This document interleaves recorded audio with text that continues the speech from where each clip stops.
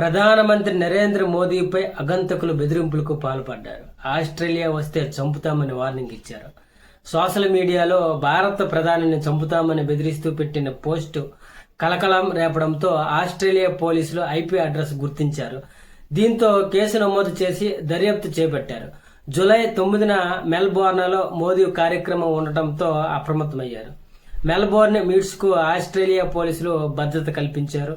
ఈ కార్యక్రమం జరిగేటప్పుడు స్టేడియం పైకప్పు మూసివేయడం మంచిది, లేకపోతే మోదీ చావు కోసం ఆస్ట్రేలియాకు వస్తారని సోషల్ మీడియాలో పోస్ట్ పెట్టారు. ఈ విషయాన్ని అదే రోజు ఆస్ట్రేలియా ఫెడరల్ పోలీసులు నివేదించారు. అయితే ప్రధానమంత్రి మోదీ ఆస్ట్రేలియా అధికారిక పర్యటనకు కొన్ని రోజుల ముందు ఈ బెదిరింపు ఆరోపణలు వచ్చాయి. ఈ పర్యటనలో ఆయన మెల్బోర్న్ సమావేశంలో సహా ద్వైపాక్షిక సమావేశాలు, పలు సామాజిక కార్యక్రమాలలో పాల్గొంటారని తెలుస్తుంది. అయితే పర్యటనకు వచ్చే ప్రభుత్వాది నేతలపై వచ్చే బెదిరింపులకు ఆస్ట్రేలియా ఫెడరల్ ఏజెన్సీ అత్యంత తీవ్రంగా పరిగణిస్తుంది. ఉన్నత స్థాయి అంతర్జాతీయ ప్రముఖుల పర్యటనల భద్రతలో ఆస్ట్రేలియా ఫెడరల్ పోలీసులు, రాష్ట్ర పోలీసులు, ప్రత్యేక రక్షణ భద్రతా విభాగాలతో సహా పలు ఏజెన్సీలు పాల్గొంటాయి. అయితే ఇదేలాగా ఉండగా ప్రధాని మోదీ జూలై 6 నుండి 11 వరకు ఇండోనేషియా, ఆస్ట్రేలియా, న్యూజిలాండ్ లో పర్యటించనున్నట్లు తెలుస్తుంది. ఆయన పర్యటనలో మొదట ఇండోనేషియా, ఆ తర్వాత ఆస్ట్రేలియాకు,